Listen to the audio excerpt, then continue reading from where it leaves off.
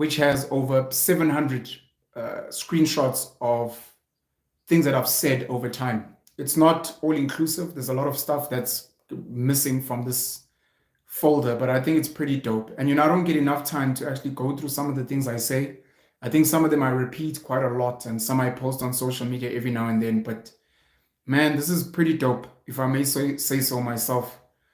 Not really sure what a thought leader is, but I will tell you that from whatever consciousness I remember as a young kid, I've been living in my brain a lot, and I've been thinking a lot.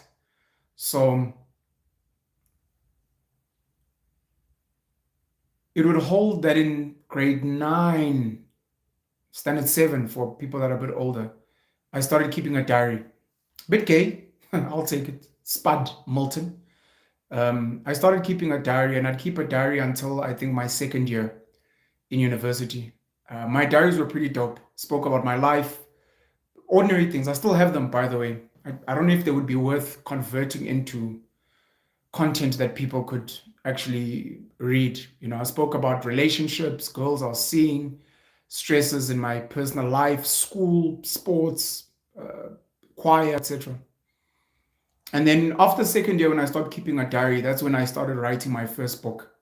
And 2024 now, I'm on 13 books, with the 13th one not released, which is my second parenting book. And I had the absolute pleasure of sitting with, I guess for ease, I'll call him a talent scout from one of the major publishers in South Africa last week.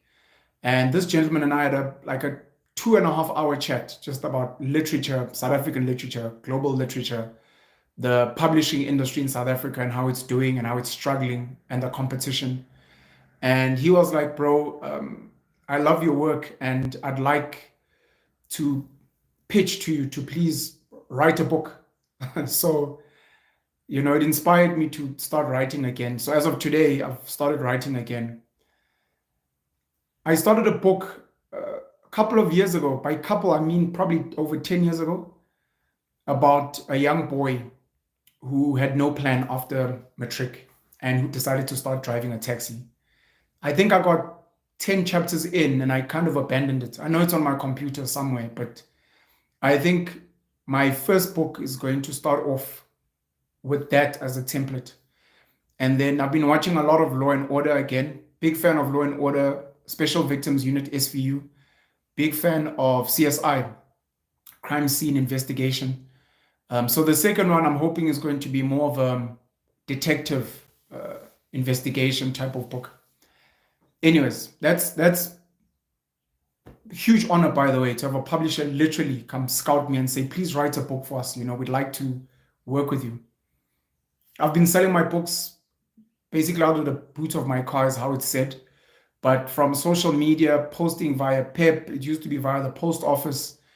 If I had to guess, I could be wrong. I've probably sold over 10,000 books collectively in hard copy, and maybe 5,000 in terms of PDF. I still do. Every now and then I charge my books.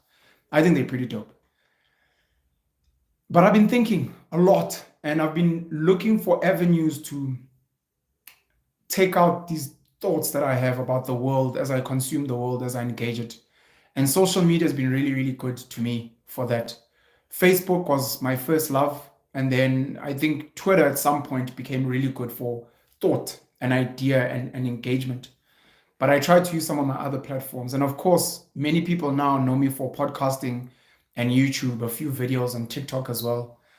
But it's just because I've got so many things to say. There's so many things I think about. Anyways, I just wanted to read some of these, man. I think they're cool, and I don't know if they'll get some of you guys to think. Maybe somewhere in my lineage, in my legacy, inherited legacy of philosophers, I was saying in my WhatsApp group yesterday that as long as you confine yourself to race, you miss out on saying people like Leonardo da Vinci, Mozart, Beethoven, Nikola Tesla, Thomas Edison, Genghis Khan, J.D. Rockefeller. You miss out on saying all of those people are your ancestors, Because as far as you're concerned, your only ancestors are the people that share your race, and you miss out, which I think is pretty sad and pretty lame. I try to break out of that. And I see all of these amazing men of the past as my ancestors. They inspire who I am. They inspire who I aspire to be. And I draw from them. And I look at how I live my life, whether it is sports, whether it is music, whether it is visual art, whether it is thought, whether it is governance, whether it is family. I look at these people as a part of me, and I feel like I have lived through them. And if you've ever read the story or heard the story of The Egg by Andy Weir, it is something that really hit me in a very beautiful way. It really tickled my brain. The idea that how do they put it? The idea that everyone is you in a different iteration in a parallel universe, and everyone you are engaging is yourself in a different shade. And once you can understand that, you start beginning and developing a strong sense of empathy, number one. But number two, it's this yearn for wisdom, that I want to be the highest level of myself. And in the story, the highest level of self is where you become born as a god. And then you are now ready to go and create your own human who now has to live in multiple parallel universes over time to ensure that they also get to a point where they are old enough to be born to become a god. Anyways, in school, so this is from my gallery with over 700 screenshots of some of my thoughts. I'm going to read some of them. Please indulge me if you don't mind. This one trended a bit on social media last year. I posted it on Twitter. In school, we were separated into different classes based on our comprehension and intelligence. Fast learners and slow learners, and those with serious learning disabilities. The problem with social media is that we are all bunched together, and it shows. By the way, this tweet that I posted was inspired by another tweet which sounded almost similar to this, where it was someone literally saying, on social media, we're not split in terms of intelligence. And it even got me thinking of the idea of creating social media levels. Like, let's say you have Twitter, but there are certain, you can choose to go into Twitter, let's call it Twitter hierarchy or X hierarchy, where you can have general mass population Twitter, where you post something, trends, everyone drags you, trolls you, likes, retweets, whatever. But then there's this segment where you can only get into certain communities on Twitter if you can prove that you earn a certain amount of money. So that there's a Twitter for people that earn over 50,000 Rand a month. There's a Twitter that exists for people that only earn 100,000 Rand or more per month, as an example. Similarly, you have a Twitter where you literally either upload your qualifications or they verify your qualifications, or you do like a test. And then you're like, oh, this Twitter is for people that are proficient in engineering. This is Twitter that's proficient in whatever. I've spoken about political literacy and how people should actually write tests before they vote. There's another concept I was thinking of. Oh, the idea that different social media platforms have different personalities. I can be Penwell on Twitter, but I'm almost a different Penwell on Instagram, almost a different Penwell on Facebook. And it seems most other people are the same. On LinkedIn, everyone behaves. Everyone's like, look, potential employers are watching. On Twitter, people just vomit. They just vomit in text form, and we have to kind of deal with that. Anyway, so this tweet was inspired by that. That in school, we are separated based on our intelligence, proficiency, understanding, etc. On social media, we're all bunched together, and it shows in how people engage.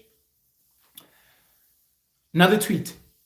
Learn to stop thinking in terms of legal and illegal, but think more in terms of right and wrong for me and my people. So there's legal, there's illegal, and then there's right and wrong for me and my people. What's right for you and your people may be illegal. What's bad for you and your people may be legal. Remember that the law is merely a suggestion and can be challenged. And this was a huge epiphany for me a couple of years ago. The law is a suggestion. No, it's not. Yes, it is. How you know that the law is a suggestion is that you come to court and you argue a case. And depending on who has a stronger argument, you win. But it's there in black and white. The same law, the same constitution, the same sort of crime on paper there, but then you get lawyers or you can represent yourself and you come in and you challenge this. And in South Africa, we've got a judge. In America, they've got a jury that you try and convince. So the law is a suggestion, and we see it all the time with politicians, big business, where you're like, but this is a crime. And it's like, no, the lawyer argued this and that. The technicality, you're like, oh, come on. And where I'm constantly reminded of this is when I get to a traffic light, a robot. In Joburg, some people will tell you that depending on the area you're in, after like 10 p.m. at a robot, at a traffic light, when it's red, look, and if it's safe, just drive. Because some places are high risk for hijacking, etc., etc. So in that moment, you are breaking the law. But from a moral and survival perspective, you are doing the right thing. And this applies to so many factors.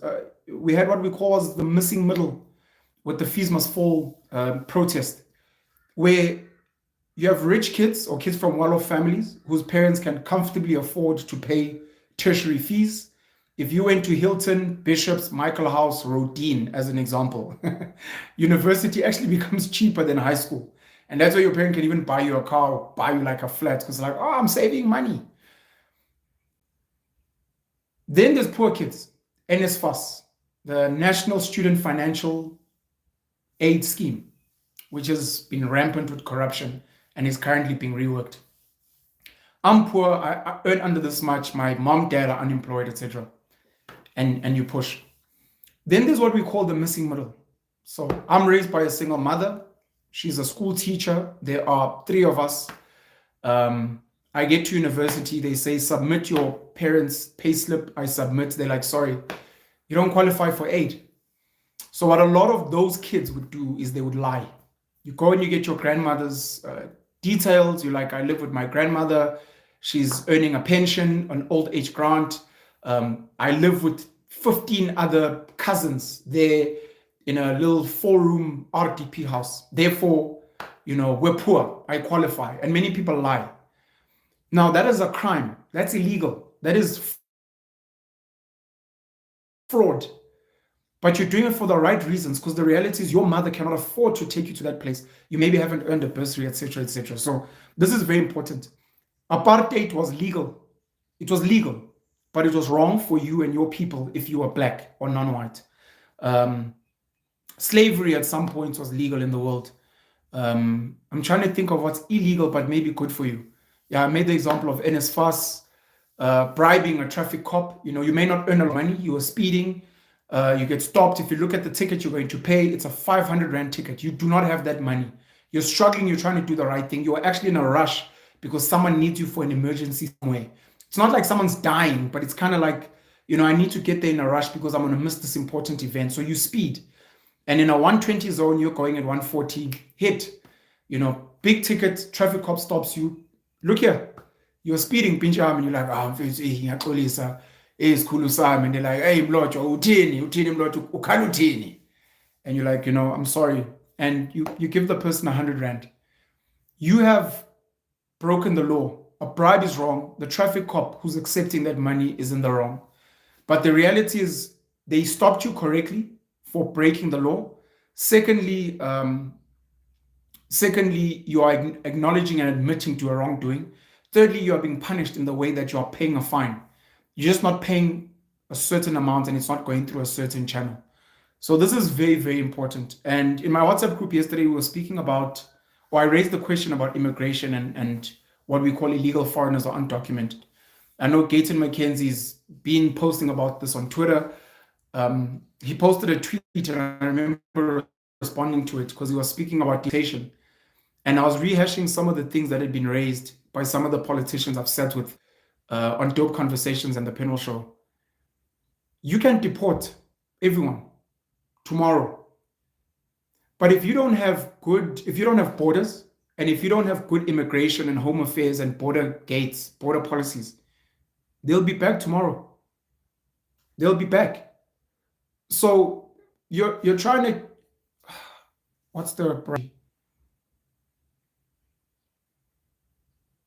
I don't know, man, you're trying to retain water in a leaking bucket, essentially, and you're not understanding why you keep opening the tap and the water's not filling up. It's a similar thing. So the focus for politicians in this country, from a sovereignty perspective at least, is we need to fix the borders first as a matter of priority. Without borders, forget about deportation. Fix the borders, number one. Number two, root out corruption at Home Affairs and immigration. All the Home Affairs officials that are creating fake IDs, passports, giving people citizenship that don't qualify because they've been bribed, all the people at the border gates that are taking bribes to let people in when they shouldn't. There's a huge problem there.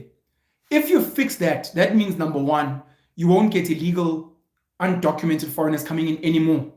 And by borders and immigration, I'm not just talking Africans, I'm including at the airports, I'm including at the harbors. I mean, you can fix it at the airports, you can fix it at the harbor, at the ports, but illegal foreigners from Asia, Europe, the Americas will just come via Mozambique, Zimbabwe, etc. if we really haven't resolved this thing. Okay, so outside of that, what I was saying is, what I was asking was philosophically,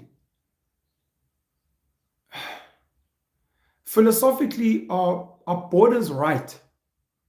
Because we know they're colonial, and we know there was a scramble for Africa, and your Britain, your France, your Portugal, your Belgium, and some other places decided to all cut themselves a slice of this African cake. Human beings have always been a moving people. Even within South Africa. I am from Newcastle. I migrated to Johannesburg. My parents are not from Newcastle. My mom is from Ekuvukeni, Ewashbang, close to Ladysmith. My father from Mpopomeni, near Howick, near Pietermaritzburg. They migrated to Newcastle. I migrated to Johannesburg. At some point, I migrated to Grahamstown in Makanda for my education. We have always been a moving people, and we move for various reasons. It could be weather, it could be environmental factors, things like you live near the coast and there are constantly floods or typhoons or whatever. It could be things like you have livestock and there hasn't been rain and there's no grazing land, so you move. It could be violence. You know, there are certain tribes that are now encroaching your land and they're killing your people, so you move for safety. It could be wild animals. Where you're based, there are lions, there are leopards that are constantly feasting on your livestock, killing. I mean, parts of India, you have these situations where I think specifically leopards come into villages and cause havoc.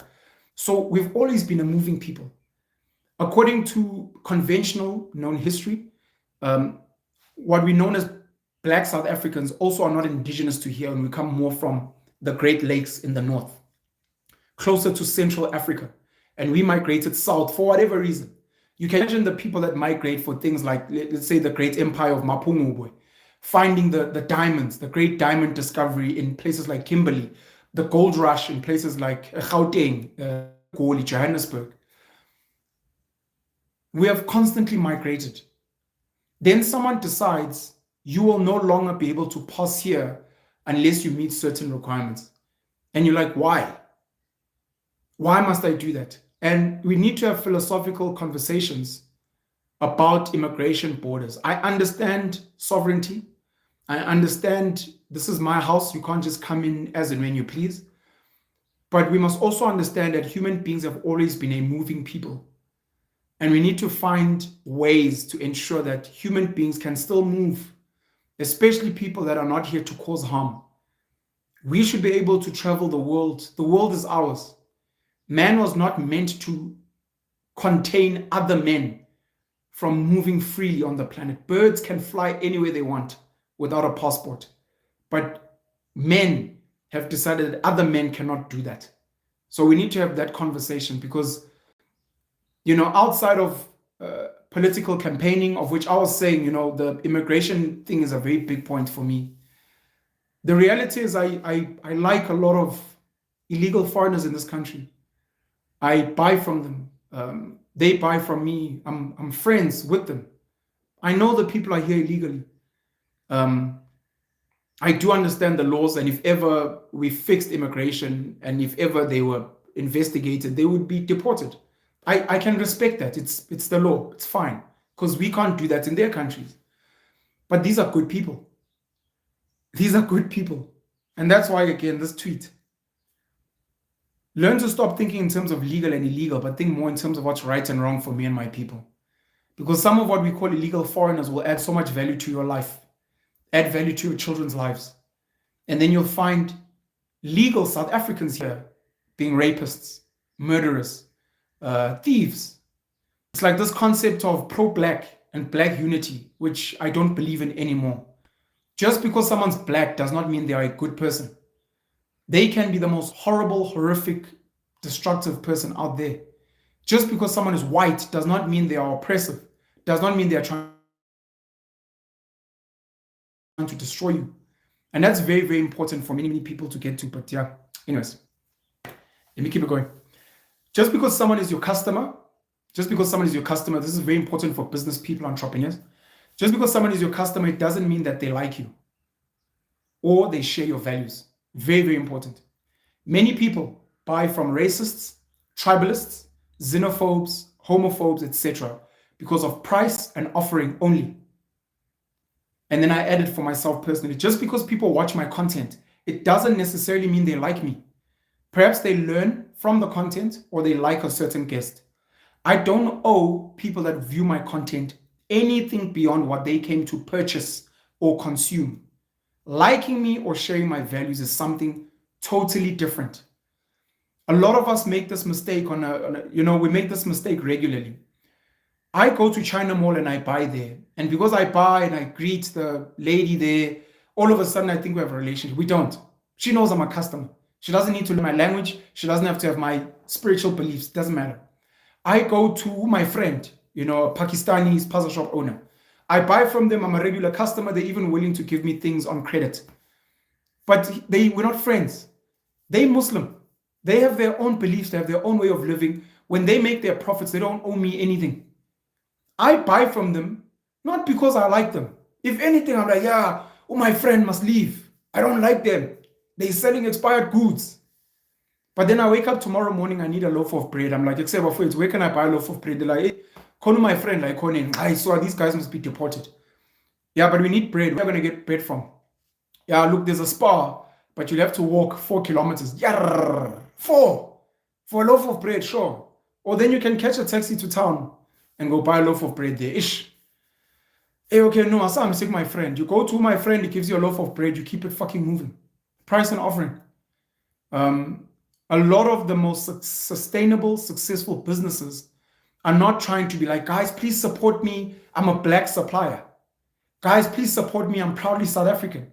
Guys, please don't support us. We are a female-only business. That is cute, and it can get you some customers, but it's not going to get you real success and real sustainability. People buy on price. People buy on location. People buy on need. And then at times people buy for things like that. Are you willing to offer those things? And if you can do that, you can go on a platform and say, I hate whoever, and they must go dump, and it's whatever.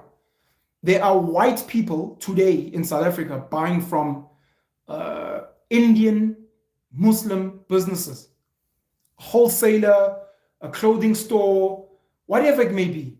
Those white people are pro-Israel. They hate the concept of Palestine, and they're like, there are atrocities and these people are terrorists. Those white people, they walk into a shop of an Indian Muslim who is pro-Palestine, anti-Israel, whatever the case may be, and they transact.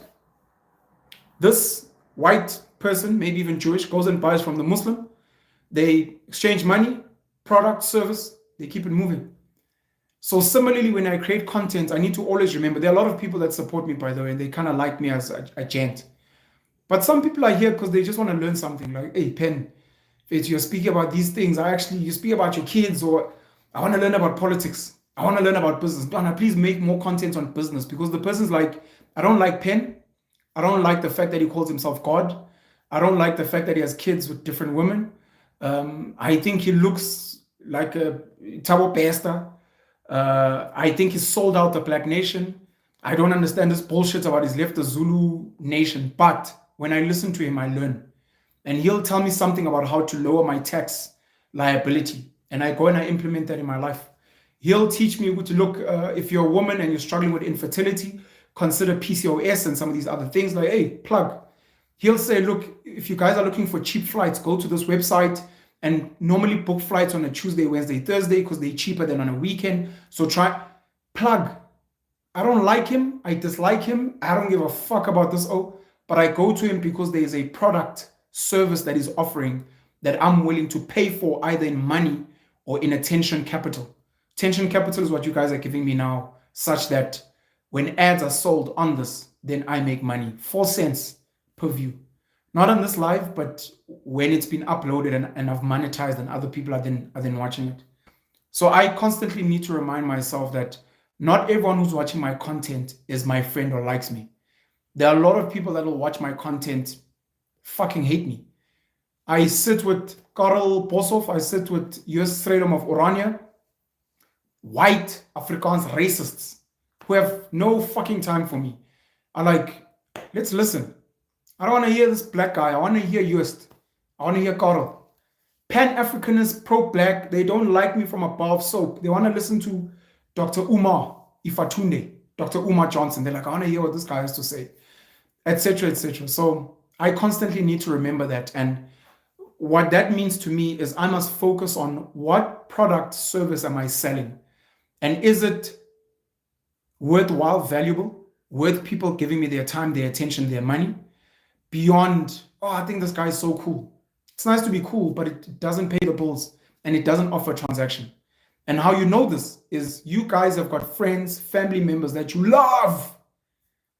But if you look at how much money you give them versus the white business owner, the Indian business owner, the black business owner that you don't give a fuck about, and who doesn't give a fuck about you, you realize that it feels like you love these people, these strangers more, because you invest more of your money, resources in them than your own family. Same with your employer.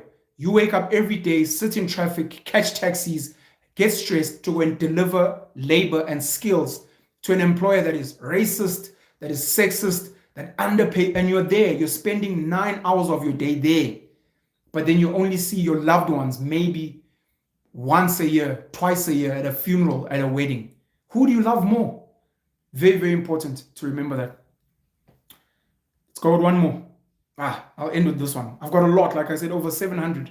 And maybe every now and then I'm going to whip out this archive of mine and share. One of the best forms of black tax is therapy. If you can get your family to become honest, unpack secrets, talk about their problems, and move towards education and skills training, not free groceries, free booze, free money, maybe not even a job. Perhaps if you can fix the mindset, they can solve their own problems and even change their own environment. I sat with Baby Potkov.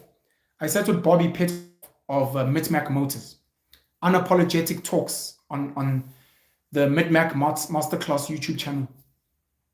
And he was asking me to unpack black tax, and I did so. And for your purposes, I'll do it quickly now as well. We split black tax in two. The first part is tax. Most people know what tax is.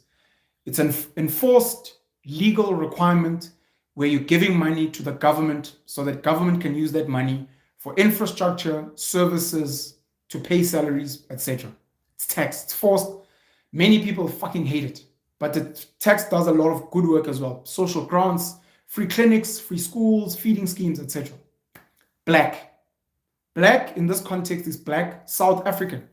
So a black tax is a tax, forced, whatever, for black people. Why do we have a black tax? We have a black tax because of our history and our income inequality amongst the races. Because of British colonialists, because of Afrikaner apartheid leaders who relegated black people to townships, kept black people out of the mainstream economy. And to this day, 30 years later after ANC rule, we still have huge income inequality. Black people still are very, very poor compared to their white counterparts. and a lot of their Indian counterparts as well. So because of that, when Black people go to school, get a job, they leave a home with poverty, where people are in the village, where people maybe live in a shack in an informal settlement, where people live in a small 4-room or RDP in a township. It is not enough for me to go get a good education, go work. Oh, I've got a job, I'm good. There are people back home that need me because I'm Black and I suffer from this history of inequality based on race. That's number one.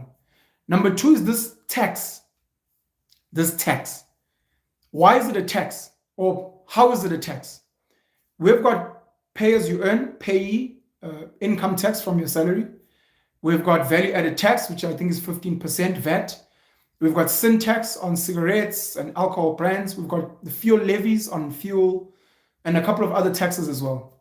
Those go to Treasury. Treasury decides what to do with them. Those taxes filter down to poor people. Free clinics and hospitals, free medication. Free schools for over 67% of our kids. Plus they eat at school. Child grant of 570. Old age grant, I think, of 2,200. Now we've got the 350 Rand of social relief for distress.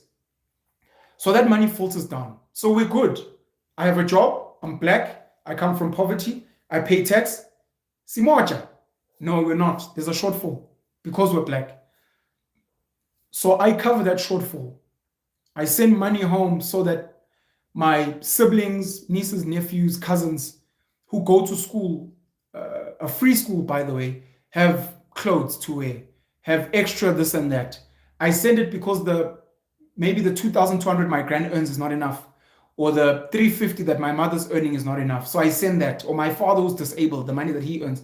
So I send extra, especially if I want them to get a better quality. So my dad is sick.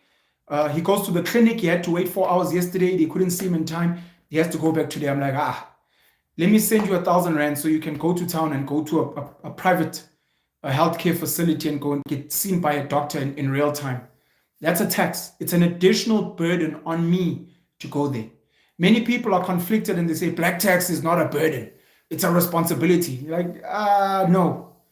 To be honest, it's debatable because of the way the way our society is set up.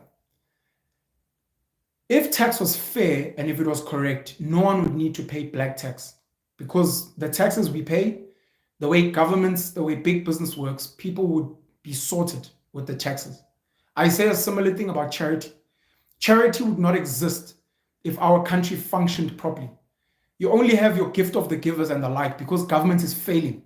If government was succeeding, there would be no need. You'd be like, why are you running a soup kitchen? These kids have food, they have gardens, their parents have income, they can buy food. Why? It only exists because there's a failure from government and arguably big business as well. So it becomes a burden in the sense that you'd rather be taking this money and investing it somewhere else and building for future generations instead of trying to patch the holes of existing and past generations. Some people see it as dividends. Your parents invested in you, if they even did. Let's assume your parents invested in you. And now that you've done well, it is now for you to pay it forward by paying it back. I was the firstborn at home. My parents sent me to a good Newcastle high school, even though we lived in the township. Now that I've qualified as an engineer at WITS, and I'm now working for Group 5, my 35,000 Rand salary a month, I take 5,000 and I send it back home so that my younger sister can also go to a Ferrum High School in Newcastle, and she can go and study law at UCT and then give back to our youngest sibling who's gonna go study, maybe now we're earning good money, who's gonna go and study at a St. Dominic's Academy, a private school, and then maybe even go and study overseas. And you try and plow back in that way. When families do it right, it's dope. When you're sending money home, but it's being used by your mom for a gambling habit, for your father with horse racing, it's being used by an uncle to buy booze. It's being used, it's almost like when SASSA grants are being misused. People are buying weaves. Your mom, your Black tax went to buying your younger brother expensive sneakers. For their why? I said to DJ Sbu on the Hustlers Corner, the virtual Nkuku, and one of the things I said was, Black tax shouldn't only be money. Black tax should also be three things: information, skills, and opportunities.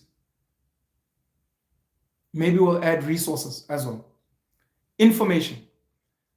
So you've now traveled the big bad world and you've figured out that there are certain shortcuts and certain tricks and some things. You go back home with that information and you tell your family, guys, there are things called tenders, even in this town. I need you guys to register a company. I need you guys to go and begin tendering for work so you can make that information. Guys, the Department of Agriculture gives out feed. The Department of Agriculture builds chicken run. Is it a chicken hen, a chicken structure or a pig structure? They will do that for you for free, but you need to go to the workshops. You need to sign up. You need to do this. It's there. Guys, CEDA helps people learn about business, helps you write a business plan. And then CIFA helps you guys get funded. That's information that they may not have. A lot of the information is going to your old high school, to your family, and showing them where to apply for bursaries. Back in my day, Sasol used to give huge bursaries. There's still bursaries and scholarships today. Apply Allah, submit here, etc., etc. That's information. That is meant to be a part of black tax. And this isn't even a tax. This is now an investment. The second one I said was skills.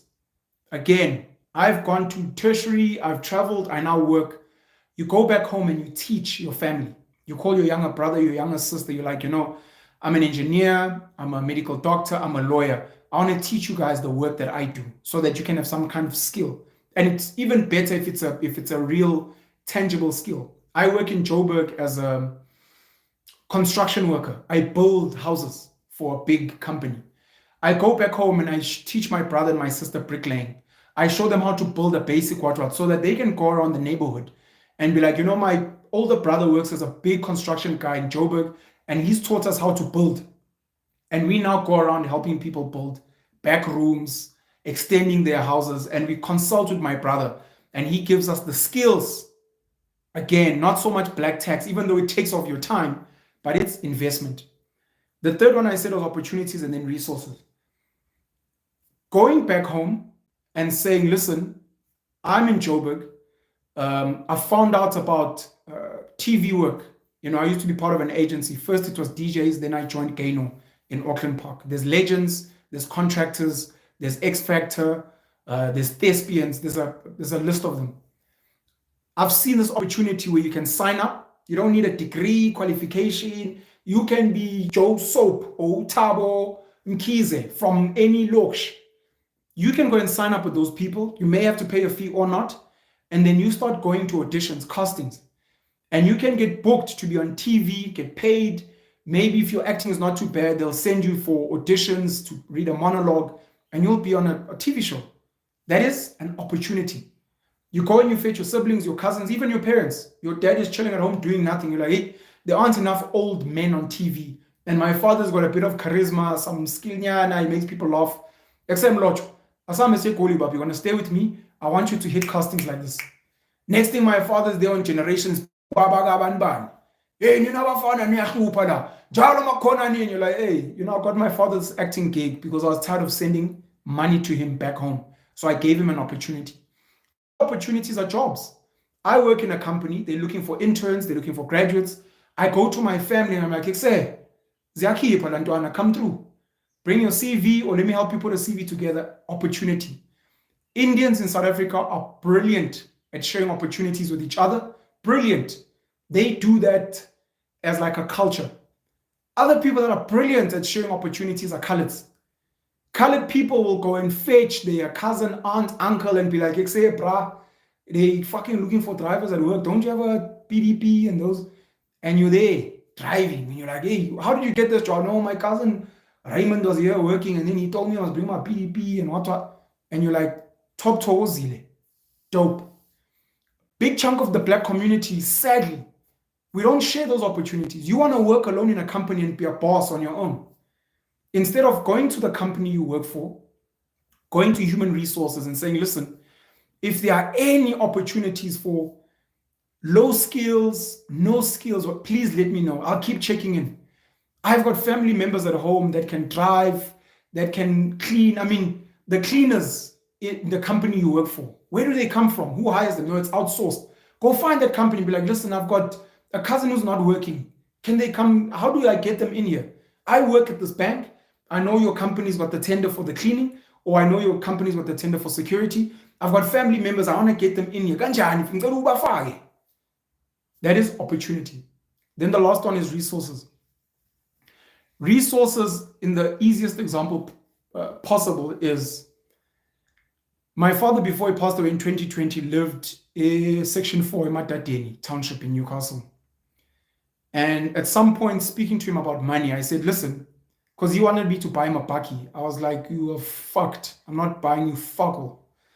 But I said, what I can do for you is I can buy you stock for his paza. We put up a structure by your house. It's well known. And I'll stock you once, maybe even for 3 months, maybe even for 6 months. I'll just buy stock and you just sell and the profit will be yours. And after a while, you can go hire someone to run this paza for you so that you can have your own money. My uncle, my father's youngest brother, Petros, who Pet, he had a spaza shop in Popomeni at his house.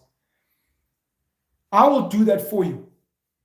That is now me giving resources. Stocking a spaza shop, as an example. Another way is if you have the money, build a back room in your house. Build a back room and tell your parents, I'm building this back room. And I want you guys to find a tenant. And the money that this tenant pays is going to be your money. I'm going to take, let's say, 50,000 Rand. Let's say 50,000 to build a back room. And below 50,000, depending on the class that you're in, you're going to be charging rent of, let's say, maybe 1,000 Rand a month. That 1,000 Rand is going to be yours. So that I'm not giving you guys money every month. I'm going to put in this 50,000, build a back room, you get a tenant, you manage the tenant, and you make that money. And over time, maybe I can add another room. And now you're making more money. And then you guys can live. You can go to a China city, China mall, or Indian wholesaler, Oriental Plaza, and buy blankets, buy handbags, buy wigs, buy winter jackets. Take them home and be like, oh lady, here, you love church, you love your stokvel. Nasi stock. Angiti nasi stock. Angiti John Vulu. Nasi stock, oh lady, you are going to go sell this. The profit is yours. Once you have the profit, I'll do it maybe for 3 cycles, 5 cycles, however long needed. After that, I'm going to need you to start sending me money to stock for you. I'm no longer going to be giving you free stock. Now you've got a business. And the beauty of this is you're not only sending resources, but you're giving people a purpose, a life, work, employment. They're working with the community. They're becoming valuable people. Shift all of that. And let me read my thing again. One of the best forms of black tax is therapy. Spoke about all these things. Therapy. If you can get your family to become honest, unpack family secrets, talk about their problems, move. They must move through therapy. It's like, say, I've got a cousin at home doing nothing. Is he going to the closest college to learn? Is he going to learn a skill? Is he going to apprentice at a workshop where they fix cars? Is he going to construction sites to go and be like, guys, I want to learn how to be a bricklayer? Move towards education and skills training. Not free groceries, which a lot of our black taxes are used for. Not free booze. Not free money.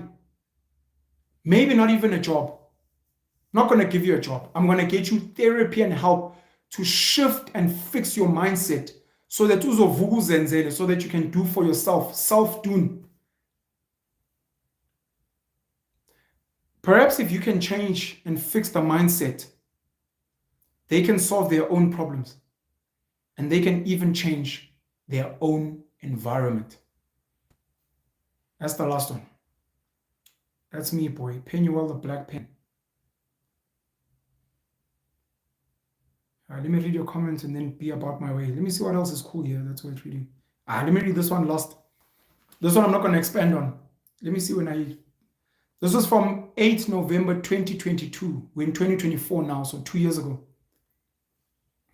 I will vote for the politician that will scrap democracy, rework the constitution, overhaul the legal system, and remove money. Revolutionize schooling and implement hard skills training. Force people to put in hard work. Make sports compulsory for everyone. Tailor social media. Make Wi-Fi free. Scrap social grants. Let people vote directly for members of parliament, national, provincial, and local. Pump money into cheap electricity. Highly functional railway network. Industrialization, engineering, farming, manufacturing, and the creative arts. A leader with a track record of service. Yeah, this was in November 2022. Anyways. Yeah, that's all. I'll read you guys some other ones at another time. Let me read your comments. I hope you guys are having a good Wednesday, man. Good morning. Oh, by the way, I made a video yesterday about my kids and stuff, and I decided to remove it. Maybe some of you guys saw it. It's chill vibes. Yeah, I'm going through a process of trying to figure out what I should and shouldn't post about my children and my personal life where it involves other people and not myself. I don't have a conclusion for you guys that I'm going to share yet, and I'm not going to share my thought process with you guys yet, but I just wanted to let you guys know that I've done that. And by the way, my boy, Rob Hersoff, was on the comments yesterday. I went to WhatsApp him afterwards. I was like, Roberto, is that you on my comments? And he sent me a video and he's like, Ben, that's me on your comments. Rob Hersoff must go get a job, man, and get off social media. Yeah. Rob says he's quitting politics, drops the mic in Hermanus. And then what does he do? Michael Jordan comes back to politics. They on Biz News with Alec Hogg, busy talking about government of national unity and what. I'm like, but Loprazo said he's quitting politics, Mos. Yes. By the way, I've said this before, Rob is a big DA supporter. I believe he was on the list of funders for the Freedom Front Plus. I know he's mates with Gayton McKenzie. He gets along with Herman Mashaba as well. But yeah, me and Rob's politics clash. I don't like the DA. And I've said before, I feel the DA has got racist underpinnings, even if they're not aware of it. I think a lot of their policies and outlook for South Africa, as noble as they are, and as much as they may be marginally better at governance, I think they don't really understand the plight of the ordinary black person in this country. I think a lot of their ideals and, meritocracy and all these things are gaslighting and triggering for the ordinary black person. In the same breath, I do think your MKs and your EFFs are also just riding black pain. I love Zuma, I love Malema, but I don't think they are genuine about really helping black people. There may be some bitnyana of work, but guys, to be fully honest, you want to fix this country. You want to fix this country and you want to fix the issues of black people. Two things. Just two things. Forget a lot of other things. Two things. Number one, skills training at schools. Skills training. Making sure that every black child in this country has got hard skills. Cooking, baking, electrical, plumbing, woodwork, growing food, farming, hairstyling, fixing tires, fixing cars, fixing a hard skill. Every single black child in this country has a hard skill. I saw people applauding that schools are now going to have robotics and coding. I'm like, South Africa doesn't need that. Those are elitist skills. Ordinary black kids need to know how to grow food.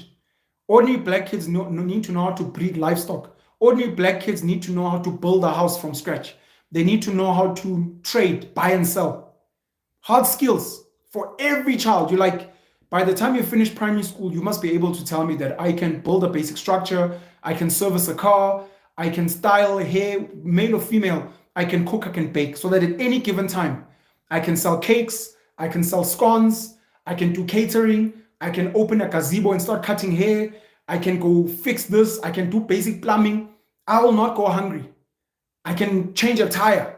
I can basic buy and sell. I can go to China Mall, pick up stock, go buy. Every child, every black child, every poor black child has a hard skill. And then number two, ring fence the land that black people were shafted off during apartheid and redistribute it to people that have the skills and that are willing to work. Those two things change the game. They change the game. Then when politicians say whatever and this and that and free what will increase the grants, and you're like, hey, Baba, me, I don't want a grant. What I want is a hard skill. What I want is government to be able to fund my business. What I want is you guys to help me remove red tape so I can access the market. And then you must move out of the way. The only time you must come to me is when you're annoying me and you're asking me to pay tax, which I'll gladly pay because you've helped me along the journey. But I don't want all this other nonsense, because the reality, and I've said this before and I'm going to say it again, and I don't mind if I get dragged. Cyril Ramaphosa and his band of merry black faces made a lot of their money after Nelson Mandela with the New South Africa and Democracy and BEE. They are comfortable. Not only have they made inroads in the business economy and the mainstream economy in South Africa, some of them have even played around on the African continent and even abroad. They are comfortable. And their funders and their backers, who are mostly rich white people, are happy. These are our boys. We're good. You've got this segment of people that didn't get on this gravy train for various reasons. One of the reasons is we don't speak good English. We don't have these qualifications. So when the nice little white man who has a big company is looking for someone to sit on a board, I don't tick the box. I don't speak good English. I don't understand finance terms. I didn't study law. So even if I sit on a board, hey, what am I going to say? I'm going to sit there like a garden boy. But I also want to be in the mainstream economy. So you've got this other side that's like, we also want to be here, but you guys are keeping us out. But you're letting in these clever blacks, Abo Penwell, with their degrees in finance and their good English. We don't have degrees and we don't have good English, but we also want to be in the mainstream economy. And that's where your Zuma and your Malemas come up. But Malema has been working on the degrees and the qualifications. So that if a new gravy train comes through and they're like, no, we're looking for clever blacks, Malema will be on that. Of course, with Unklos, of course, with Ushibambu. They just keep racking up qualifications so that they can, not just locally, but abroad as well, jump on business deals. Msholozi is old, but some of his supporters and backers are there also with, hey, this top English, Baba, is not doing the things. But they're like, we want to jump in here. Ohlaudi a name that people laugh at. Hey, listen to what Ohlaudi say. Ohlaudi are the forgotten black children that also want to be in the mainstream economy. And if you're not going to let them in, you rich white people with your chosen new rich blacks, they're going to try and do this with an MK and an EFF. That's what they're there for. They're there to be like, we want a stake in the economy. And because they look like and sound like the majority poor black, they get support from the majority poor black. And they're like, no, not you. Hey, you're right. Now 4 ways. Now say Brian Steen, we double story. We stays. Now I'm trying to get into I'm trying to say now I'm paying to feel it. Say, I know I say the grand up. No, I've been Kuruma the bank. I am, been clearly with my banker and my lawyer, my tax advisor. And you're like, that's what people want. So as long as rich white people, especially those who benefited from apartheid and British rule, and their chosen blacks, their new rich blacks, including us that went to these top universities and have nice cushy jobs, who are like, I don't understand why these black people, they just get it. You're like, shut the fuck up, man. You're so detached from what's happening on the ground. You don't even know your extended family. As long as those people keep doing this fucking bullshit they're doing and they don't think about these people, we're going to keep getting this political cuck. And these politicians are not about skills for the average person. All of them. And they're not about giving access to land and maybe other opportunities, funding, resources, removing red tape for the average person. And that's why this country is not going to develop. And those rich whites and their chosen rich blacks are going to keep employing illegal, undocumented foreigners because they're cheap labor. They're slaves. They're like Mexicans in America. They're going to employ them and they're going to be like, yeah, South Africans are lazy and they're incompetent, or DJZ, they're saying people are unemployable, etc. At which point in the 12 years of schooling, were you taught how to be a good employee? How to make sure you have good customer service? Good morning, ma'am. How are you? No, thank you very much. Oh, sorry, no, we don't have that today, but let me take down your name. I'll get that for you and then I'll contact you. You walk into Home Affairs, you walk into a government department, and you look at the quality of service. It is dog shit for a lot of people. Usis is there, fed from Mama Queen and Arch. 2-hour lunches, busy eating in your yeah, ufunani. What the fuck do you mean ufunani? You work for a government department. What fucking work are you doing?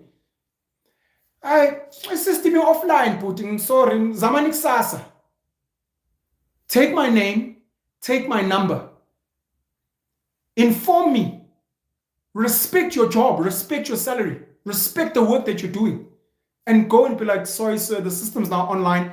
Thank you for leaving some of your documents. I've processed some of them. You will only need to come in 2 days' time because we've done some. That is service. 12 years of schooling, zero education on learning customer service. Now you look at the Indians and the whites. White people have been in the economy and business for longer than black people in their defense. Indians, very, very good at service, especially overseas. You come in, hey, my friend, how much you want? How much you got? How much you got? I don't have money. I've got 50 rand. This thing is 70 rand. Whip out a calculator. I want you to be happy. And I want to sell you this thing and I want you to go home. And I want to make money. The number of times I sat in at the High Court. Was it the High Court? I think it was the High Court in Pretoria. I went back 3 times to follow up on a case regarding my child. Once the lady made me wait. She said I must come back. The next time, she said I must come back. The third time, she's on leave. She's not responding to my emails. I'm chilling there waiting. Her white supervisor comes through, this lady.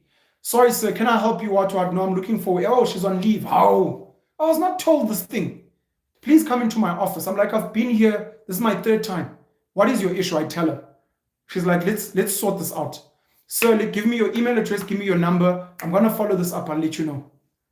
I leave. She follows up, I think, later on that day. Now, what happens in a dumb mind? You're like, oh, but obviously white service is better than black. But in a better mind, you're like, there's a lack of training here, number one. And number two, maybe a lack of consequence. And especially black people that have this entitlement mentality, we need to we need to hold each other to account. If you are getting bad service from a government department, unfortunately, there aren't consequences because they don't build them into these systems. It's like Cyril Ramaphosa not wanting to release the performance, what is it called? Performance. Let's just call them performance documents of his ministers. Skills training. At which point were you taught in your 12 years of schooling how to register a company, how to get your company on the CSD, how to submit a tender document? Government has got 2 trillion rand. 2 trillion. The average poor black South African child can supply toilet paper. How? The average black South African child can clean a school. They can paint. Come on, Baba. Panda. Oh, panda. At which point into 12 years of schooling did you learn how to get a tender?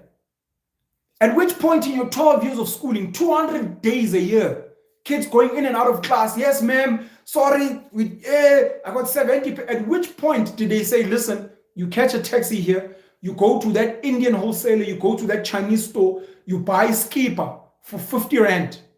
You take the skipper, you take it there to that guy, they silk screen print for this amount, there's a base fee, and then you go there and from 50 rand, you sell it for 20 rand and you make 20 rand profit. At which point in your 12 years of bullshit education are our kids being taught that? But then we must respect that Uzuma, Umalema, Uramaphosa, Ustienazen, we can maybe add Mackenzie and add Ushabisa, that they genuinely care about the black child in this country.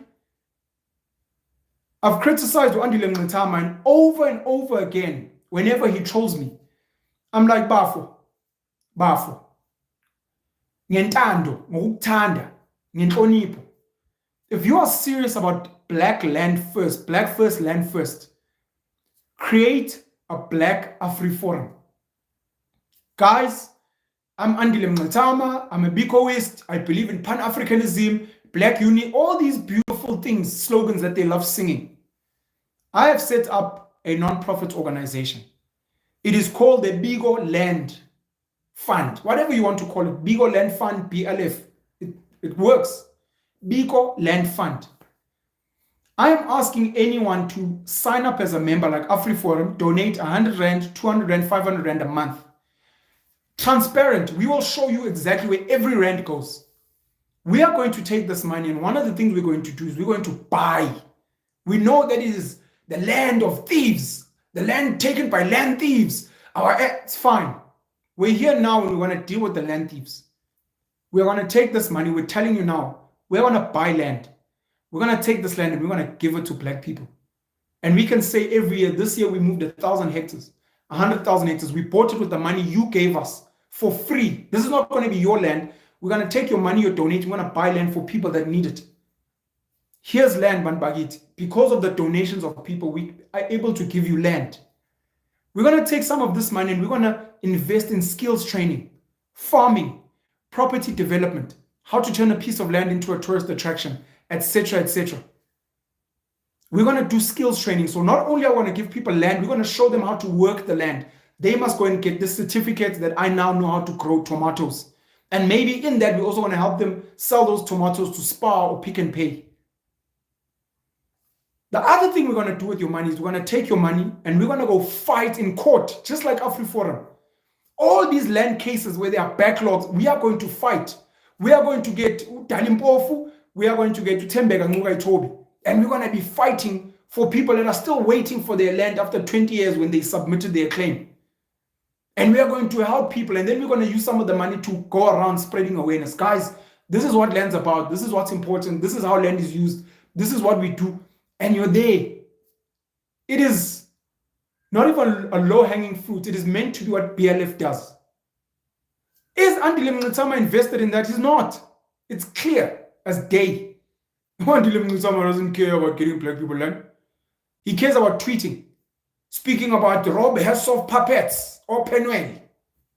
They're tweeting about Askaris. The fuck, bro? Come on. So, sorry for getting a bit passionate. Let me turn it down. Turn it down, Penza. If we're serious about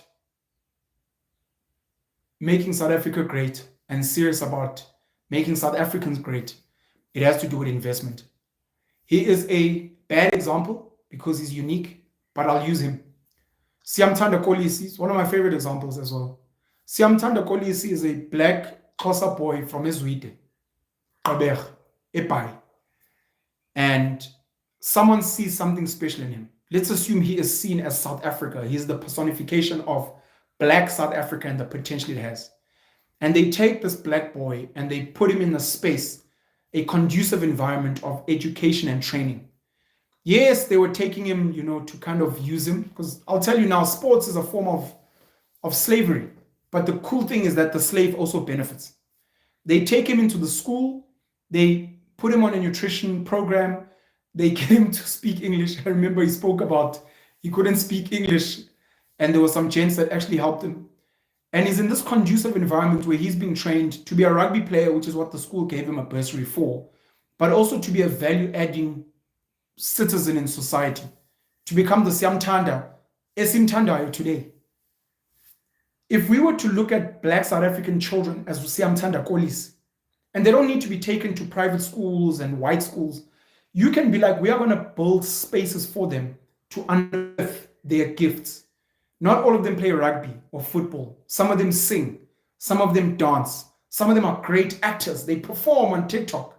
Some of them are brilliant at maths, are brilliant at science. Some of them go to these fairs where they are creating inventions of things that work. Some of them can drive. Some of them can buy and sell.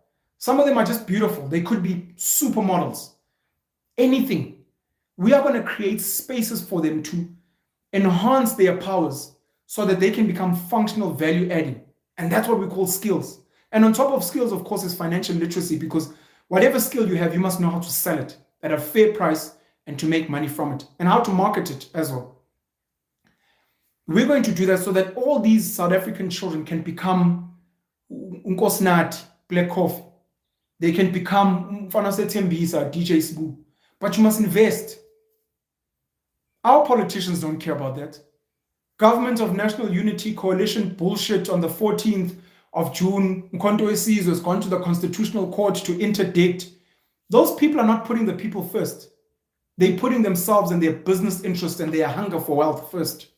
Because if they cared, I can tell you now, if the ANC, Umkhonto Wesizwe, and the EFF cared about the black child, all their road shows around the country would be about teaching black kids how to get into tenders, teaching black kids how to get into the Department of Labor farming programs and workshops, teaching people how to buy and sell stock, teaching people how to work with import and export.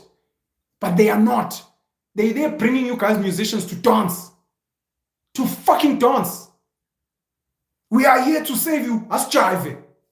We are here to save you as jive, as fucking jive. After jive, you must go back to poverty. Hey, Wawa. And they call me a sellout.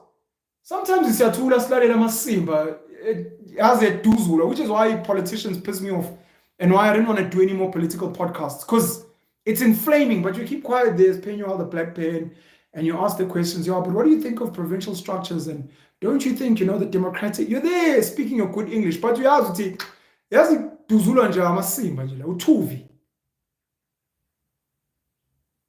But it's not for me to become a leader. I'm doing my thing, Penalism community branches. I'm hoping to travel around the country and spread my message. I may not succeed. I may not raise funding, but I'm going to try. This is my contribution. I don't want you guys to vote for me so that in 5 years' time I have to campaign again. I'm sick. I don't want to be begging funding from big companies so that they're like, oh, this year our budget constraints. I do my own thing. Build my own kingdom. Become my own God. Travel around, find good, hardworking people that actually understand what the fuck's going on. And be like, guys, we have to get to work. I don't need you to worry about South Africa. I don't need you to worry about your province. Don't need you to worry about your city. I need you to worry about your community. I need you to be like, I heard Penn speaking about all these things. In my community where I'm based, who has the tenders of fixing the roads? Who has the tenders of cleaning? Who has the tenders of this and that? What are the businesses in my area? And are these businesses actually contributing to this place? And I'm going to get involved. I'm going to join a Penalism community branch, which galvanizes all these guys to serve the community. And if they don't serve the community, they must go fuck themselves. Whether they're South African or illegal, who the fuck cares? You are not pumping into this space. And then we go to the local schools. And we're like, yes, we know you guys are constrained by the Department of Education, but we need the school to catch a wake up. These kids leave school at 2 o'clock, they go chill at street corners, and then they make TikToks and it goes to shit. We're going to need the school to take sport seriously. We need Bafana players. Shout out to you, Bafana. 3-1 Shy Zimbabwe. I don't know if we were fighting for immigration. Unjobi Bafana Shy Zimbabwe. Shibonka Zimbabwe na Weleka Angazi. Koni ngani milika Bafana da. Some of these kids need to play for the national netball team, the national hockey teams, the Springboks. Some of these kids need to run at the Olympics. And we don't have a swimming pool. Let's fundraise. This community is constantly buying from the Pick and Pay, from the Spa, from the ShopRite. They must come build a swimming pool here, or we must stop supporting them. You do the work you're meant to be doing, and community leaders have kind of fucking lost the mandate. Because now a lot of them are just trying to be seen nationally so they can move up and earn the 1.2 million as a member of parliament, or more if you're an opposition leader. We need community work. That's what I'm about. And I'm not going to do the work. I realize I'm not going to have the time. So if someone's like, what are you doing in your community? I'm like, I really wish I had the time. I'm limited on time, resources. My work is going to be to go out there and spread the message. That's all. To go out and spread the message. If I can do a bit of work, sure, but to spread the message and try and ignite as many people as possible to be like, if I can turn my community into Stellenbosch, into Dubai, I'm good. We've got great schools. Our community is safe. The local businesses invest. Our spirituality is aligned. The kids are healthy. The kids have skills. The kids are involved. We have entrepreneurs. Young kids run markets on weekends. The kids are big and strong and they eat well because we've got our own farm where we feed the kids beef. We've got music festivals. It's beautiful. And a lot of our kids go overseas and they shoot the fucking lights out because we decided to focus on our community. Because we can't control South Africa. We can't control the province. And the politicians and their big business friends, they don't give a fuck about this shit. They just want to make money. And we realize we need to be here on the ground, grassroots, Baba, on the ground with the people. Sorry, I got carried away. Sorry about that. My humblest apologies for getting carried away. Let's see here. Sizwe Sukopo, diaries are underrated in the moment and in retrospect. To laugh at yourself. Yeah, true that. Shout out to Spud Milton, John van der Reyt, one of the best sellers in South Africa. They made a movie with John Cleese, Faulty Towers. Kairos Unlimited, I remember I used to have a one choir in grade 8 where I used to write music, lyrics, and poetry. Should have kept that going. We really kill our kids' creativity. Geez, should I read this? Someone saying, what a beautiful man. Damn. What a beautiful man. I hope they talk about me. Talk about me? I hope they talk about me. Kairos Unlimited, big ups to writers. We need more. Have always wanted to write a book, but haven't come to it. But it's a great path. By the way, you can write books as a collective. Don't have to do it on your own. Self-improvement, your books are pretty dope. Thank you so much. And I need to actually add meat to them because they're quite short. Kairos Unlimited, one thing I like about South Africa is the access to publishing companies and rights. Been needing to publish my work so I can release something. And you can self-publish, which I've done.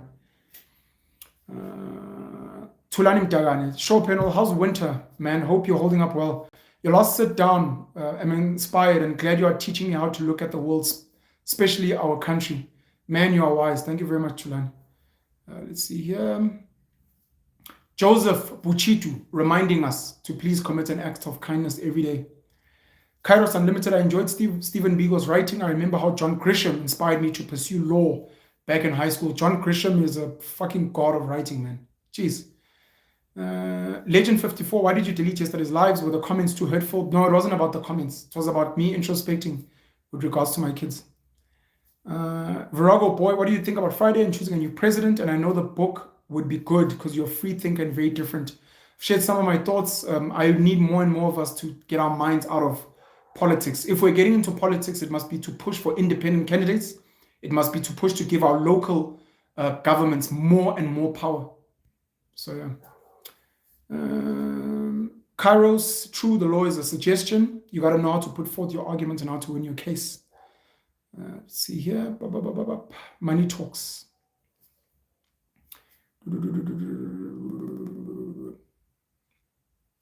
See here. I don't want to read that. Bright Matsika, in inverted commas, illegal and punishable by a fine equals legal for the rich. And that's very true. You find a lot of companies, they just pay these little fines, caught for colluding and cartels. Oh, they just paid a fine and they keep it moving. No one goes to jail. Jeez. See here. A nation speaking about home affairs, corruption. They even marry off people to random people. Very sad. Self-improvement at Mbui M. I have a friend who has a fake ID, but she's actually South African. This thing is nuanced. Situations can be so incredibly tricky. Yeah, there are a lot of South Africans that are undocumented, by the way. A nation, bribing thing is legal in some countries, except they call it lobbying. Hey, language, Baba. Kairos, there's still a scramble for Africa to this day. These Europeans won't leave us alone. Hands off, Africa. Leave us alone. Robin Walton, this man speaks sense. A nation, not all skin folk are kinfolk. Very important quote that is normally said by African Americans. Dave Potgieter, borders can either be good or bad. When it becomes the reason to look down on others, in brackets, toxic nationalism, it's bad. But having separate places to test out different social/legal theories can be great. Fully agreed, Dave. Dr. Cedric Hendricks. But why just flock to South Africa? Why not travel to Libya and African states or countries? But why can't people come legally or be legal when they come to South Africa? It's very, very complex. And in the same breath, South Africa makes a lot of its money. Your ShopRite, your Standard Bank, and other companies, MultiChoice, they make a lot of money on the African continent, and then it comes here. It's almost like Stellenbosch makes a lot of money from South Africa, and they're like, yeah, but why are all these black people coming to the Western Cape? It's because the Western Cape makes a lot of its money from the rest of South Africa. It's a conversation that needs to be had. Mostly about industrializing some of the other places. So yeah. Rude boy, Pen, I was waiting for a dope convo. Here it is. That's what's up. I've stopped the dope conversations for a period. I'll explain to you guys when I'm ready or not. I've stopped that. Robin Walton, can't go fishing on the beach anymore without the risk of being robbed, raped, and murdered. Heartbreaking. Heartbreaking. And I blame that on our politicians, our government, our police services, and most importantly, I blame it on us because we are not involved at a community level to get these people out, to make sure that even if it means fencing our community, yeah, but you like an Orania, it's fine, as long as it's safe. You want to have liberalism and freedom while people get raped and killed? We'd rather have a fenced community where we're like, you're a trespasser, leave. And you can call us whatever name you want. The bottom line is it's safe here, and it's not safe for your based. Conversation, again. Rude Boy reminding us to enjoy our day, spread love, because there's too much hate in this world. And also stay warm. Ayanda Skade. I wish you can be president. May God shine that light on you. I do not wish to be president. There are too many stakeholders at a high level for me. I'd rather focus on inspiring people to focus on their communities. I can become the president of the penalism community branches. That's where I think I will be best served. See here, Rude Boy, Penwom is my big brother from another mother. Laws, this be a laughing. It looks like Tabo Pesta is wild.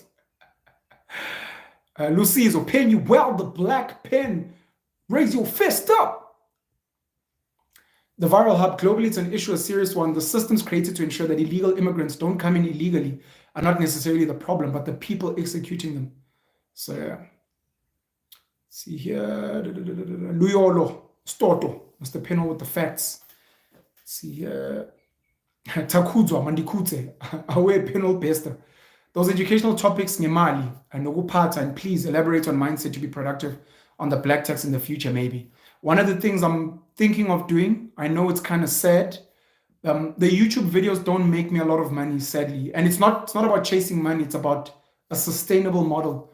But the idea of maybe hosting Zoom sessions that are paid for 50 Rand, 100 Rand, where we sit for an hour, 2 hours, and we just speak about money and finance versus making like free YouTube videos where I make like 30 bucks on the video. A lot of value for the people getting it, but I don't get to extract value from that. Kind of makes me sad, but constantly trying to find a way to monetize the value that I'm creating in the world. So yeah. The viral hub, true.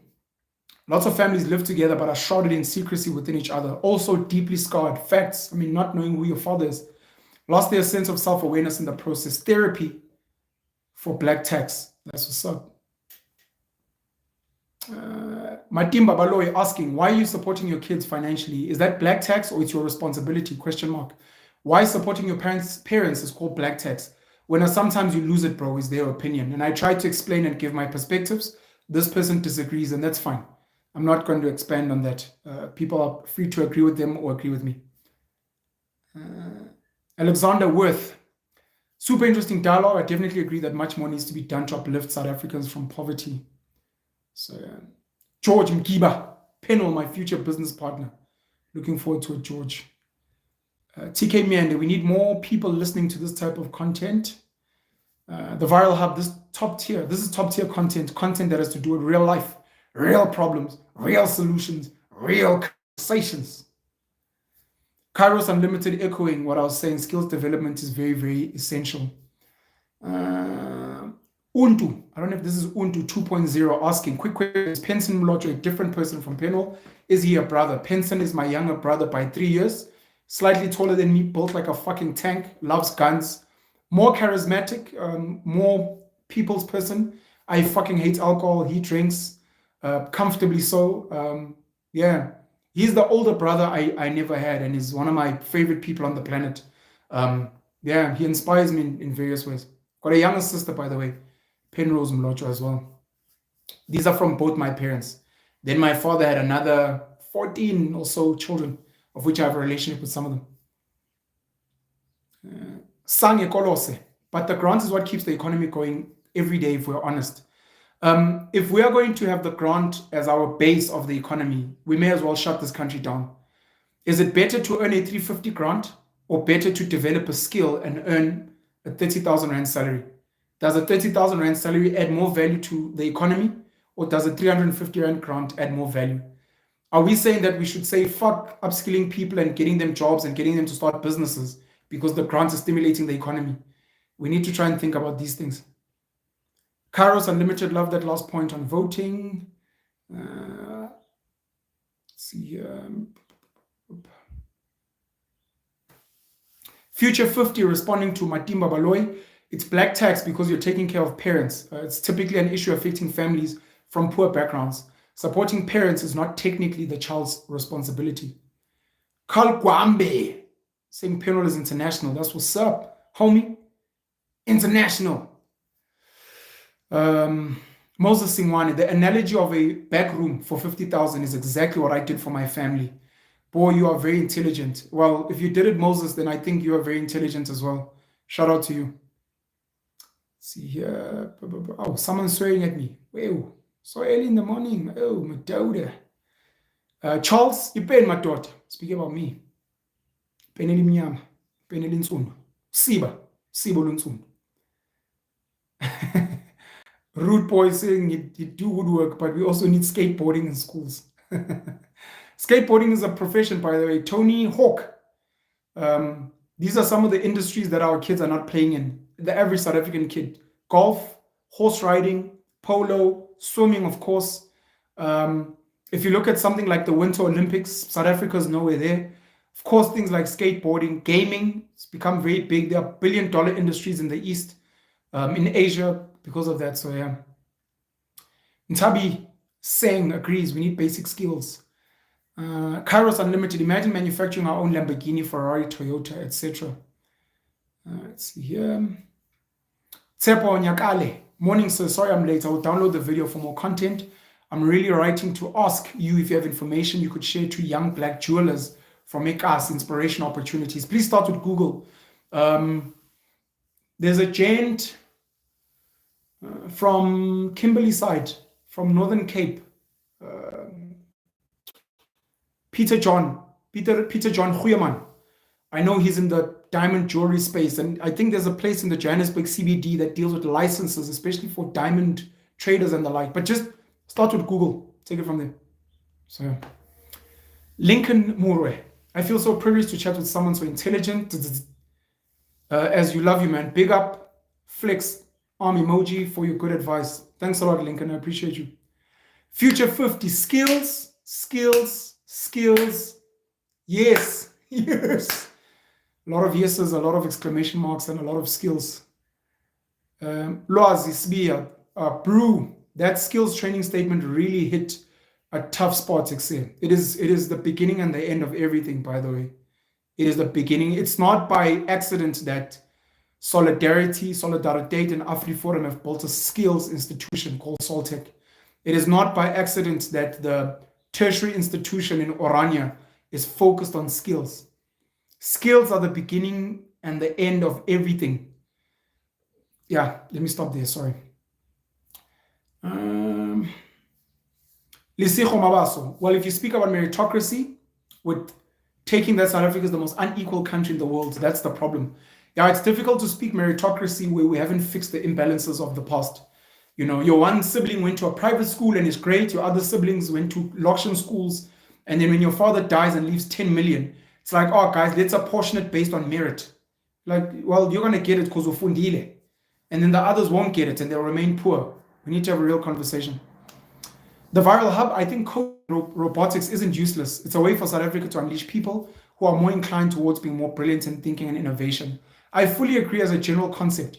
My issue is this: you've got children that cannot grow food, you've got children that cannot build houses, you've got children that cannot solve basic problems going to learn robotics. So they must jump from, we need government, please government, give us food, but we want to learn coding. I think we have a lack of priorities. It should be there, but you need to make sure that the base is good. You need to make sure that the base is good. And I can tell you now, we've got science. Most township village schools to this day are learning science without laboratories. What do we prioritize? Like, let them eat cake. Let's go and teach kids in the village gaming, where they don't have Wi-Fi, where they don't have consistent electricity. That's the issue that I have here. It's not to say robotics and coding is trash. It's very important. I studied computer science in high school. I did computer science and information technology in varsity. I learned stats and statistics analytical systems, SAS, coding. when I was working in banking. I know how important coding is, but I've got a bigger issue with let's learn coding while people don't know how to grow potatoes. I think that's what I was trying to raise. I hope that makes sense. Mriven, I don't know if that's how you pronounce your name. Msomi, love you, dog. I'm a facilitator for Brighter Minds. I'm changing the face of young people and future these kids will have. I'm also a healer. I got tired of people dying prematurely. Amanzi empilo. The healthcare system we have in South Africa is predicated on selling medication. It is not predicated on cures. That's why some people are looking into organic, herbal, traditional ways of healing because they focus on a cure. When doctors have taught people how to take care of themselves, their industry will collapse and they will not have money. So it is in their best interests to keep asking you to come back.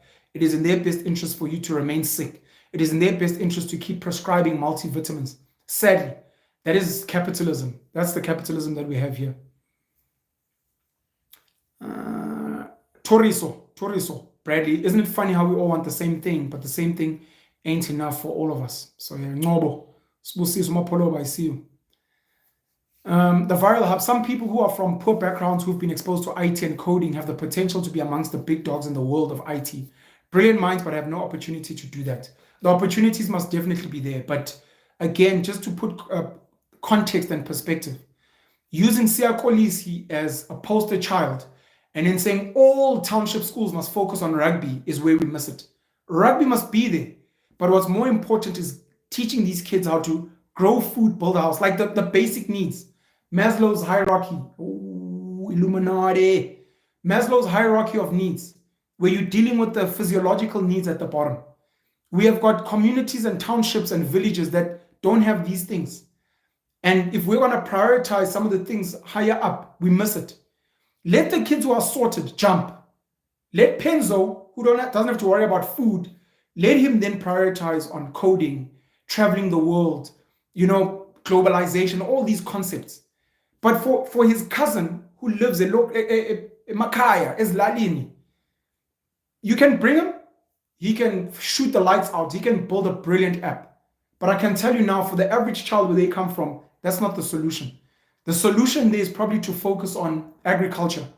If they are in a mining village or a mining township or town, their focus should be maybe on artisanal mining. Now that they're digging gold, platinum out of the ground and their parents are now making 10, 20,000, I love the idea of exposing them to coding, e-gaming, virtual reality, all these dope things. I'm just worried about a priority because South Africa can decide we want to be an IT country. We're going to focus on tech. And then we have to import all our food from Zambia. We have to import all our food from Brazil, import all our food from Asia. I think we will have then lost it.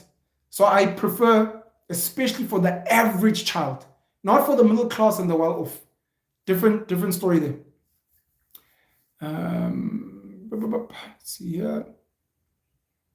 Kairos Unlimited, the economy should be all-inclusive, both educated and uneducated. That's where skills development comes in. Lisego Mabaso, meritocracy is good only if the gap of equality is reached. Fully agreed. Jaden McCure, preach Lani. Hey, what kind of say? Who's Jaden? Who this guy is Jaden here telling me to preach? Hey, that's Lani here. Toriso Bradley, because we are valuing Western more than African as Africans, because Western is more efficient. What is it really that is very efficient about Africa? Africa is the future. We have been living green with the world. Our remedies are about healing and not maintaining sickness. There's a lot we can learn about ancient Africa, great empire of Kemet. Charles, so many traditional healers are training, but yet the nation is sick. A lot of bogus Zangoma, a lot of bogus Inyanga. And we need to get to the root of those people because it's meant to be a gift. It's not meant to be a trade and a profession like doctors, which is what some of these people are doing. 12 years of schooling is making the next line of slavery. Lisego Mabaso says, I actually believe in meritocracy. Loazi, Sbia, Seiko. 12 years of schooling, no skills. I feel robbed. Let's see here. Rude boy, the modern education system trains people to obey rules. Litabo Matseke, I've been saying that for customer service, it's the reason that foreigners took over spaza shops. Customer services is a big one. Jaden McCur, Probably another 4 years of this. For me, that's what's scary. 34 years of stinking cock. Okay, let's see here. I can't read all of these things. Rude boy, this episode should be played in schools. I fully agree. Let's keep going. Mthalawushe Simoyi, God pen mode. Nkulunkulu baba. Thixo Qhamada. Mvelinqani. Pen you well the black pen. It's raising me in those brackets. Same WhatsApp group. Let's see here. Mriven. So the education system is outdated, period. I prove that every time I give a talk. Skip. Penal is a barber's wet dream. You guys want to clip me. Going African, Baba. Going natural. And it's also winter. You guys want us to get Guinean women in winter, but then we must go naked with their face and their head. All right, Baba. This is my winter covering. My mane. Roaring like a lion. Rude boy, what's missing here is a beat. Because Pen is spitting all the bars. One of the things you guys don't know about me is I beatbox. It's not for this platform. I've been chatting for too long, man. I used to be a really dope beatboxer. And one day, maybe I'll hit you with some beats.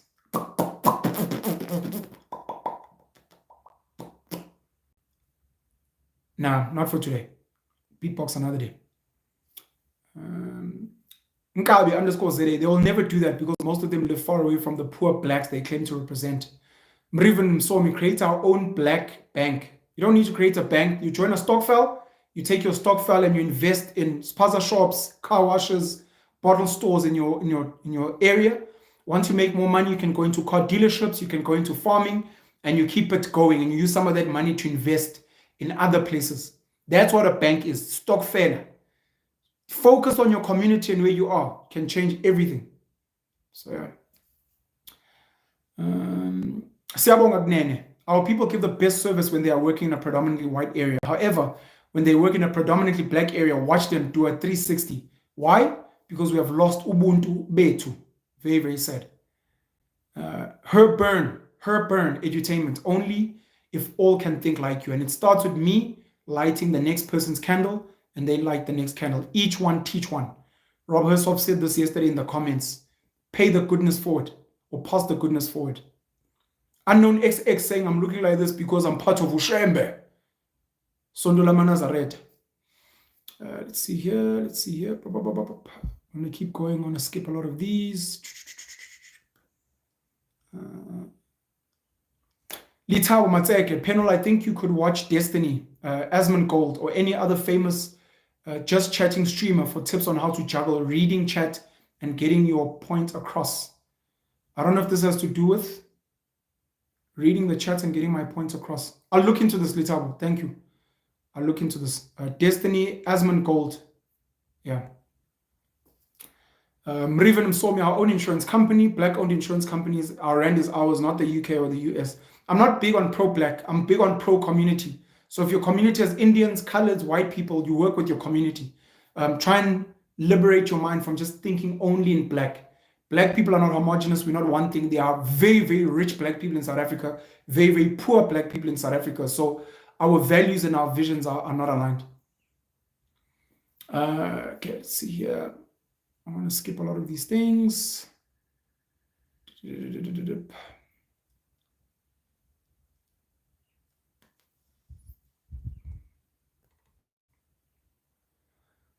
Supreme excellence. This guy's an absolute G. Top G. Andrew Tate, the Cobra. So let's do that in our communities. We as Brighter Minds, Facilitator, we are changing the lives of young people. Thank you very much, Msomi, for the work that you're doing. So most of our problems, realistically speaking, could have been prevented if not processes, systems, and procedures are in place to navigate the hard complexities and preparation. So yeah, people were laughing. I must have been saying something ridiculous. Litabo Matsek, I like this panel, passionate and angry. So preparation is key, competence. Preparation is key, competence is key. Results speak for itself, and competence results in a boring story. I'm not sure what that really means, but okay. Kairos Unlimited, rather do kingdom business than politics. Fully agreed. see here, PCBs, penalism community branches. I'm a growing penniless till the wheels fall off, or until I sell out, until some nice white foreign person gives me like 10 million euros. Then I'm out this biatch. Nice knowing you. I'm out. I'm gone. Gonna go live in Munich. Supreme clientele. The DA is going to be the final nail in the coffin. Cyril's ANC was taking too slow on the agenda. Herburn, edutainment, emancipation of the mind. Very important.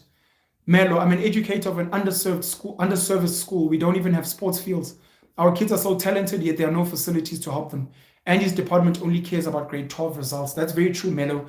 To people like you, what PCBs are about is about going to your school, speaking to the teachers, speaking to the parents, speaking to the kids, trying to inspire you guys to set up your own spaza shop in your school and getting all the parents and the teachers and the kids to buy from that spaza shop in the school and to not buy from other spaza shops in the area. And the profits from that spaza shop are then used to set up the sports fields. The profits from that spaza shop are used for other things in the schools. On weekends, if there are cars in your area, you get those cars to come and be washed at the school, and you take those profits and you plow them into the school.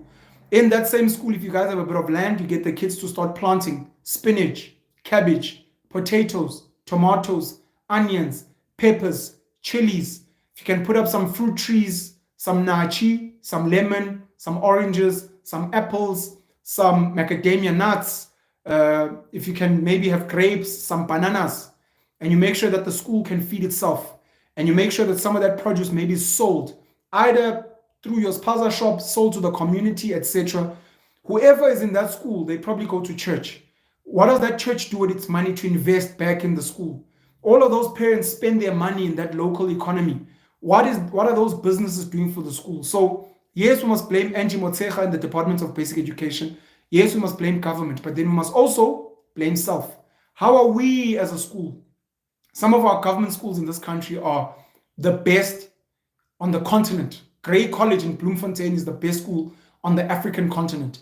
It's a public government school, but its parents, yes, mostly white parents from privilege, etc., they come together, they put money together, and they say, we will make sure that we invest in the school. If the fathers want to drink, they must come drink at the school and buy booze there and leave their money there. If they want to watch soccer, if they want to wash cars, they must come watch them there. If they're not doing it there, the places where they're spending that money must invest in those schools. That's how you actually build a top school. Keep it going, keep it going. Land of the Sheep asking a very pertinent question. If we assume that the kids' parents are at work till 5, then why are the kids allowed to leave school at 2 p.m. to go fend for themselves? It's part of the system, glitch in the system. After school, kids must be going to sports, kids must be going to create artworks, kids must be doing debating, kids must be watching movies and videos that are educational, kids must be recording podcasts, kids must be recording TikToks on the school premises as part of their development. Kids must be working in the vegetable garden. Kids must be going to sell in the school spaza shop. Kids must be learning about entrepreneurship. They must be making clothes. They must be fixing electronics. Kids must be grafting and learning skills. Very right there, land of the sheep. So yeah. Herburn Edutainment, don't beg. You are God. We hear you. Get same-minded people. Very, very important. Shiraj Sinclair, Pen, please recommend some books to liberate the mind. Thank you. I've got a lot of books. Starting with Animal Farm, George Orwell, 1984 by George Orwell, my favorite book of all time. You can read the Rich Dad Poor Dad series. They were very good for me, not just for money, but just liberating your mind. There's a whole host of others as well. The Alchemist, Paulo Coelho, and a couple of others. So Ola Lukwe, it's tough to unlearn being lazy. As a nation, we are lazy and uninspired. And it starts with each and every one of us. And later on, hopefully the culture will go. Zuilas Shali, I see you. Zari, you forgot one person on your wealthiest blacks in South Africa list on X. I know I'm not in the country currently, but I am that guy. If you're one of the wealthiest, Zari, we need your money. We need your money to get to work in this country so we can develop it. V says the word government means to govern one's mindset. See, I want to finish this video. Senior Citizens Africa, that last episode was so good. I liked how you got the interviewee to answer insightful questions on business. That's about Clifton Marco on the panel show. Please go check it out. if you haven't already. Let's see here.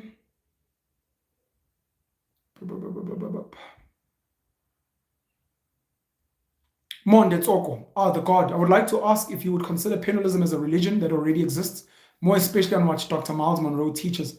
A lot of the principles of penalism are not brand new. They borrowed from a lot of existing principles that exist, universal principles. So I cannot claim to have invented something out of thin air. Dr. Miles Monroe is, may he rest in peace, one of my favorite role models, a brilliant, brilliant mind. So yeah. Let me shut this thing down. Changing is hard, Pen. I'm struggling, yes, but I'll get there. How you change is with one day. How you change is one day. What am I going to do today that my future self will thank me for? Did I gym today? If not, let me go gym. Did I read a business book today? If I didn't, let me go read it. Did I sell something today? If I didn't, let me go sell something. Did I market something on my social media? Did I put in some good work? Did I hug my children and tell them I love them? It starts with just one day. You do it today, and then tomorrow you fight that battle again tomorrow. And then you do it the next day. But you focus only on today. And you focus only on this hour, on the next 2 hours. That's how you change.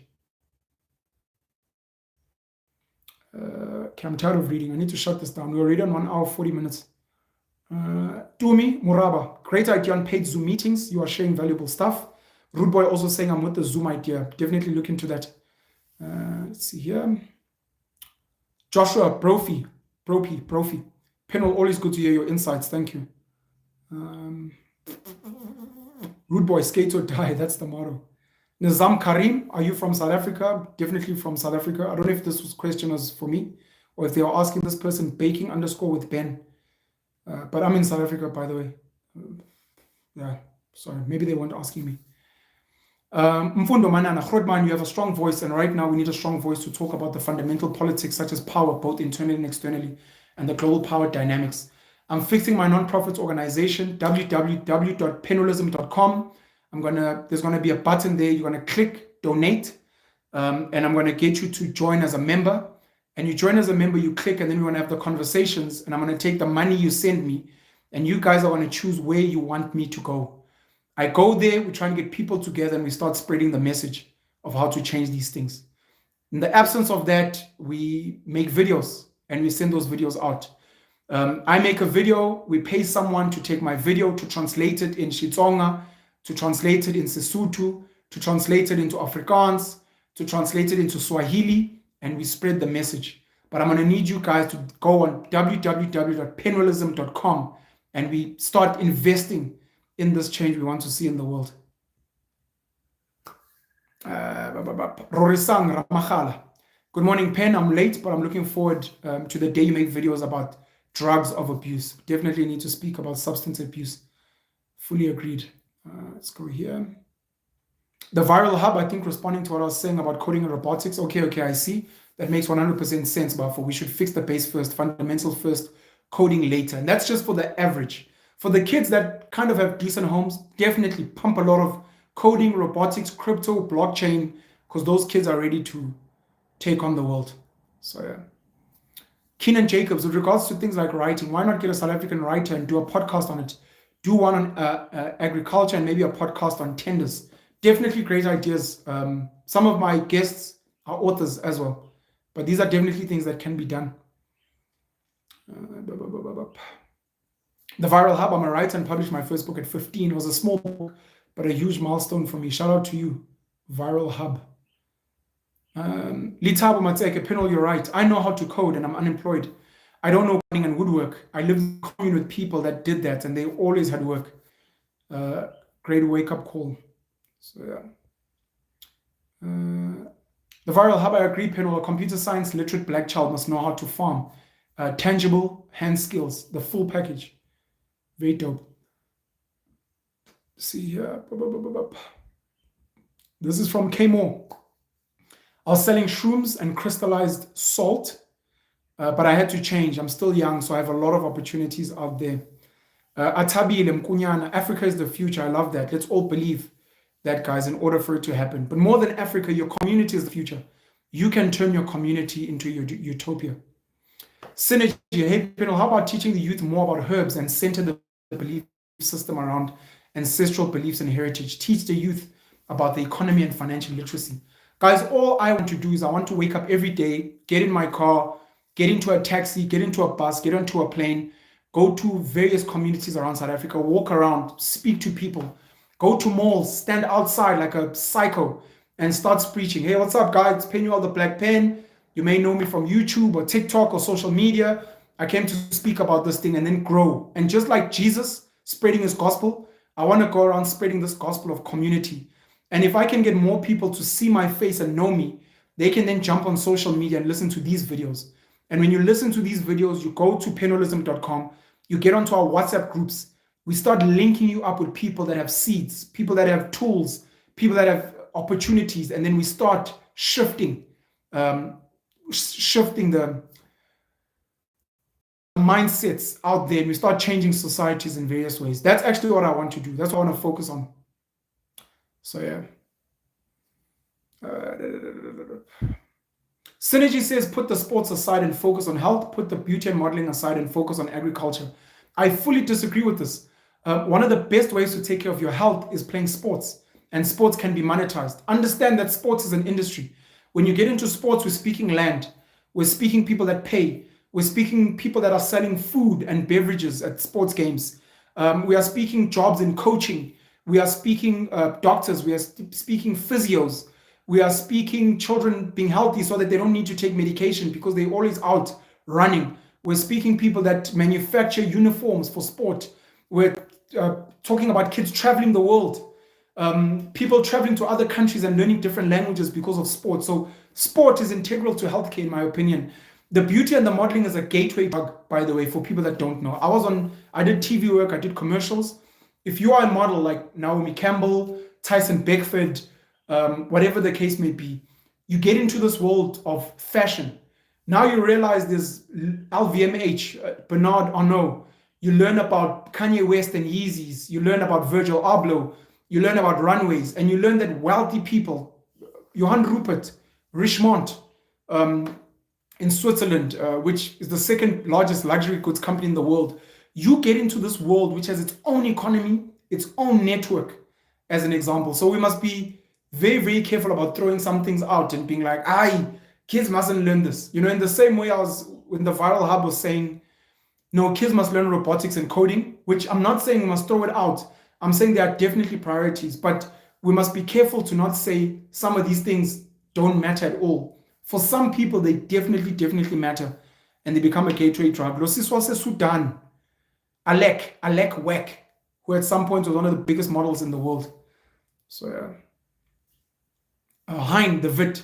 For 13 years, I was a trainer in a major financial institution, left a high-paying job to do this. Young people think they've arrived if they have a degree, but then most fail because they have no experience. And that's true. Entitlement. I'm a chartered accountant. I demand 50,000 a month. No, Baba. Yes, you just qualified. You've just written your second exams. You finished your articles. You're going to start here at 15th hour. Going to work your way up because you don't even know what value you bring to the company. So yeah. You are in Nkosi, Eli, or Eli's told. For us to succeed, we need to adopt the stokvel/crowdfunding, like systems that are trusted by all of us, I think is what they were saying. Oranje and such places aren't built by mistake, and that's a fact. They've got their own bank, the USK, which was started off as a stokvel. So yeah, see more messages. Let me shut this down. Oh no, I'm at the end. Okay, I'm out. Guys, have a great and blessed day.